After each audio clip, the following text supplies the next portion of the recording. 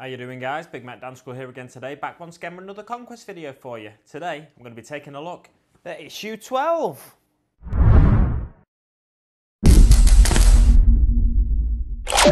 So firstly, let's take a look at what you get inside the issue. You get this, it's a measuring device, a ruler if you like, or replaces like a measuring tape, which a lot of gamers use for measuring distances in the hobby. I wasn't expecting this, so that was an added bonus. I feel like they maybe should have saved this though for the following issue, or the issue after next, that'd be issue 14, when you get a paint and a paintbrush. If they chuck this in that as well, I feel like there'd be extra value to that issue, because some people will see that issue as much lower value, because monetarily it is. As always, the price of the magazine is $7.99, and you get the foul blight spawn in it, so that's a £15 miniature. Here's mine. Where's it gone? What? Oh, I've already built it. Here it is.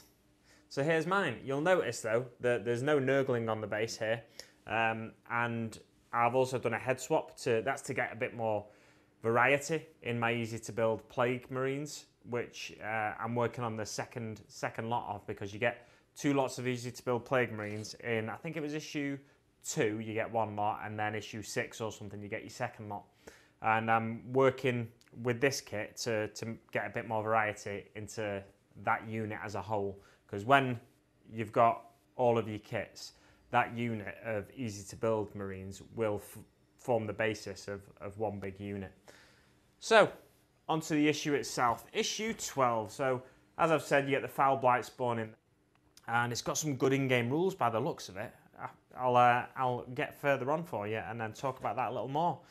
This issue for me has been the worst for just falling apart, but it's not the end of the world, because the pages have to come apart so you can put them into your ring binder anyway. So I'm just going to be discarding the pages on the floor as I do this video. I'll chuck the first one down there.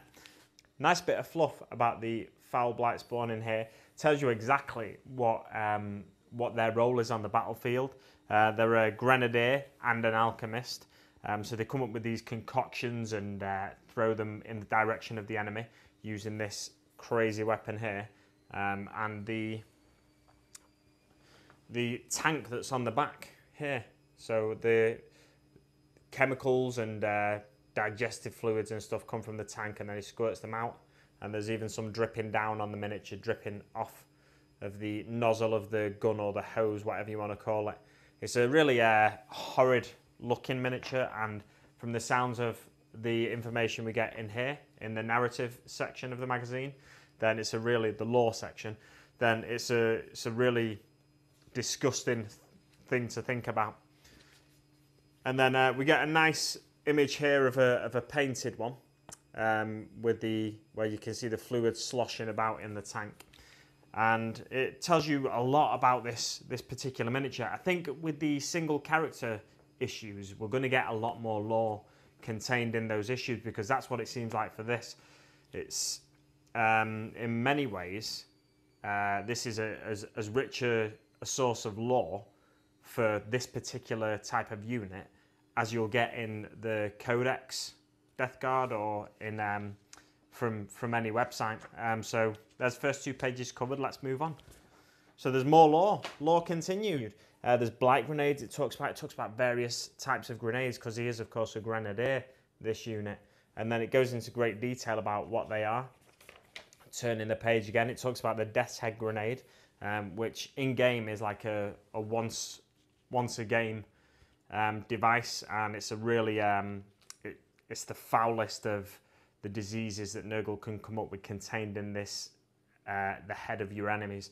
And you throw it, and then it can take out a lot of enemies for you. And then it talks about grenadiers a little bit more. So there's a few more colours of contagion here, which is the section we've had in previous issues, talking about various Death Guard factions. So factions within the Death Guard, and in this case, some of the less loyal to the Primarch Lorgarian. Lorgarian? I've just been watching a battle report with World Eaters, Word Bearers rather. And their Primarch's called Lorgar. So that's where I'm getting mixed up there.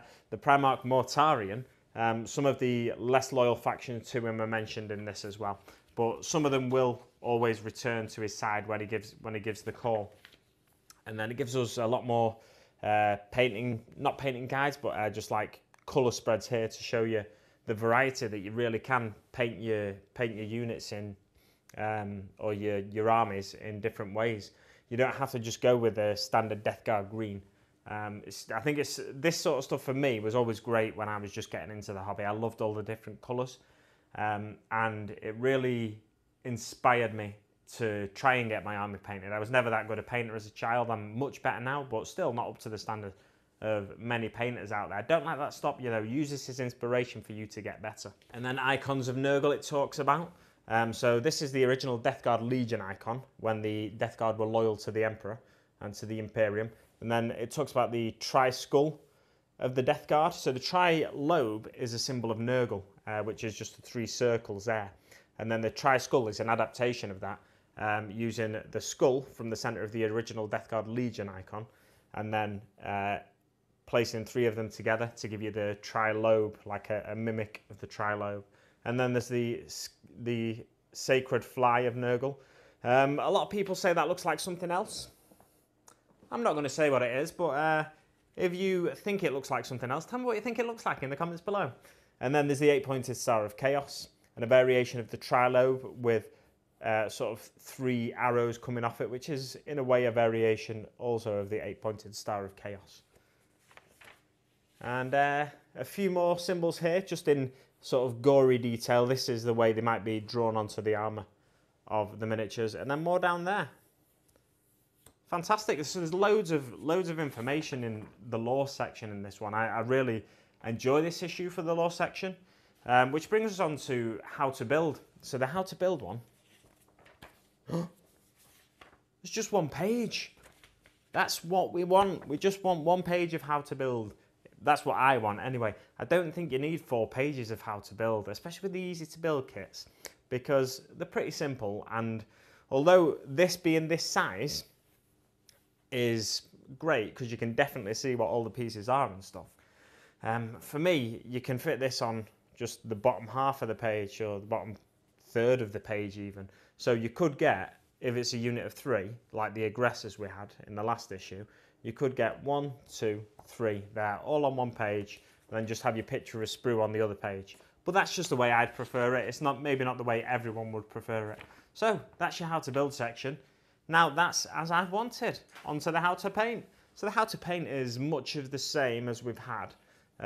We've not got any new paints, so I can't really complain there, other than to repeat what I said in the last issue, which is I'd love to see the paints coming a little bit quicker than they are, so we can put a few more steps in the how to paint section. But in 2 issues time, we are getting some paint, just 1 pot, but it gives us a new technique as well, which should be dry brushing. So 4 pages, much the same. And let's move on to the battle bit. So with their poxwalkers temporarily cleared from the cargo deck by the Space Marines' bolter fire, the Death Guard have decided to send forth the foul Blightspawn. The plague-brewing alchemist has come hunting for fresh victims to test his foul concoctions on. The Space Marines have responded by sending in Lieutenant Celsius and his men to hunt down the pestilent plague spreader. The foul Blightspawn readies his plague sprayer and checks his rack of grenades as he lumbers forward, ready to share Nurgle's gift with the unfortunate Ultramarines. So that's the narrative of the battle for this issue. And the idea is you send in the foul Blightspawn in to try and take out as many Ultramarines as possible with these more advanced weapons than we've previously seen. Let's turn the page and find out more.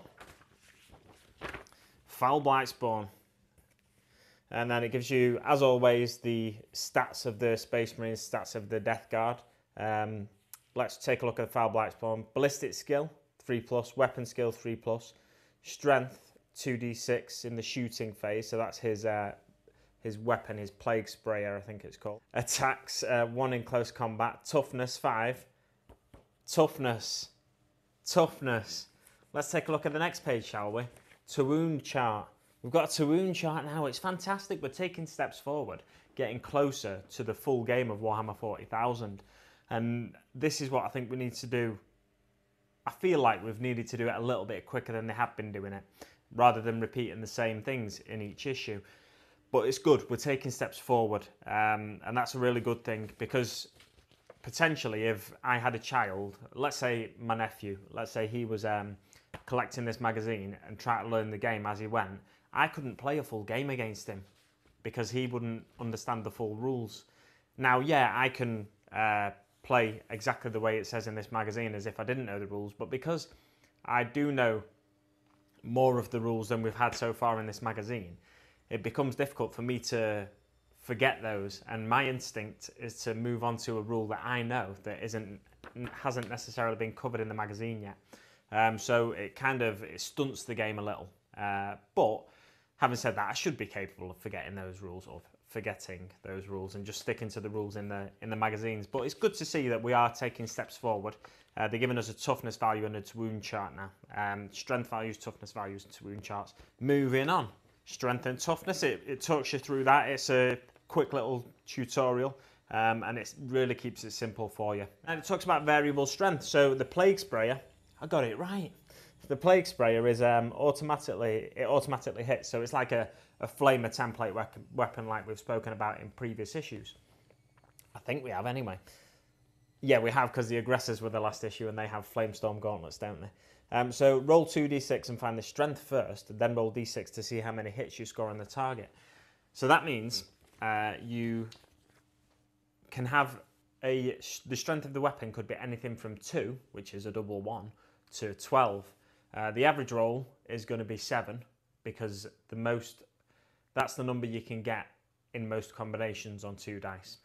So it's a pretty good weapon when you think of it like that it's on average going to roll you a 7. Could roll you higher, could roll you lower. So it's not always going to be 100% reliable, but it's decent. And also your opponent only saves on a 6. Now, that brings me on to something else, another rule that we might learn in a future issue, possibly in the next issue, maybe further down the line.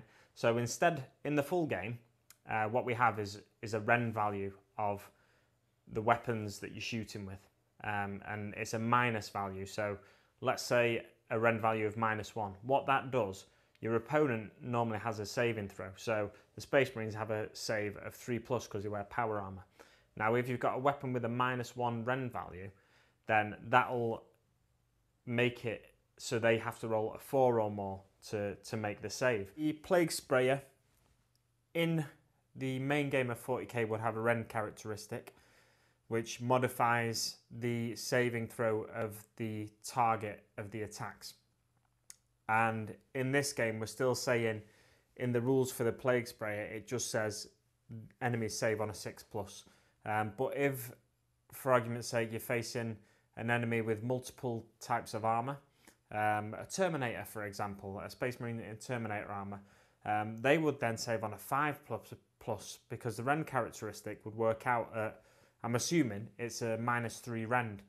So, a save modifier. I can't remember if it's a Rend or a save modifier in 40k. But anyway, it's that sort of rule. So it would modify the save by -3, and therefore a Terminator would save on a 5+. A Terminator can't get worse than 5+ anyway, because they've got an invulnerable save of 5+. But that's just another thing we'll get to further down the line, I'm sure. Maybe by issue, what are we on now? Issue 12. So maybe by issue 20, we might get the Rend characteristic of weapons rather than just telling us what your opponent will save on. So moving on to the next page, Burn the Bomb. So this is a nice little scenario for us. The Death Guard take the Foul Blightspawn and 12 Poxwalkers. The Space Marine takes 3 Aggressors, 3 Reavers, and a Lieutenant Calcius. And there's the Death Guard objective marker in the middle of the battlefield. The aim of the game for the Space Marines is to get the aggressors within 4 battle rounds to that objective marker and stay on it for a battle round, and then they're considered to have destroyed the objective marker, which wins them the game. The aim of the game for the Death Guard is to basically protect the objective marker and make sure that doesn't happen within 4 battle rounds. So it's a nice simple bit of narrative battle. The narrative behind it is the objective marker represents this virus bomb that the Death Guard are going to unleash on the Space Marines ship. So the Space Marines need to stop it. It's nice and simple like that. It's just a nice little narrative behind the battle, which, as I've mentioned in previous videos, I really like. I really found that useful and inspiring. And then replay extra rules, gives you a few extra rules. So there's the Unholy Death's Head. Once per battle, Foul Blight Spawn or another friendly model within 3 inches of him can throw an Unholy Death's Head grenade instead of either a Blight grenade or a Hyper Blight grenade. When doing so, roll 2d6 attacks instead of 1d6. So that's just a really effective grenade, basically. Gives you twice the number of attacks, potentially, you would normally get. And then there's a Revolting Stench rule for the Foul Blight Spawn, which basically leads to the player controlling the Foul Blight Spawn to fight first, even if they were charged in that battle round. So let's say a group of intercessors charged him, or doesn't matter what unit it is, the unit that charges normally fights first, but in this case, the Foul Blight Spawn will fight first, because the stench of him stops the enemy in their tracks, and like, oh, they're sort of choking as they try and fight him, so they're distracted by that. And then there's sergeants as well for the Space Marines. Sergeants in close combat always get an extra attack, so the Reavers have a sergeant and the Intercessors have a sergeant as well. So it's nice little additions to the rules. Then the next 2 issues, let's take a look at the back page. We're getting ammo crates next week, which I'm really excited about. First, a little bit of terrain, and it's the terrain that's already on the game mat that we've got as well, so we can pop one of these ammo crates actually down on the game mat, and you can use true line of sight rather than theoretical line of sight, because on the game mat it's just printed on there, so you can't actually see for sure if you'd be able to see a model from where the 2 models are stood. Whereas with this, you can get down to the battlefield level with your eye and see if your miniature can see your opponent's miniature, or if it's obscured by the containers or the barrels. And then after that, it's the large dry brush and the Mechanicus Standard Grey. That's the issue I said would have been useful to put the ruler in, just because it's a lower value issue. I think a brush from Games Workshop, a large dry brush, I imagine, is about £5 maybe. So we're looking at that issue costing only less than the value, less than the magazine, potentially. The contents of the issue, that is the dry brush and the Mechanicus Standard Grey. But I'll investigate that when I come to review that issue and let you know my thoughts on it further. So, we'll leave it there for now, guys. Thanks very much for watching, and I'll see you on the battlefield.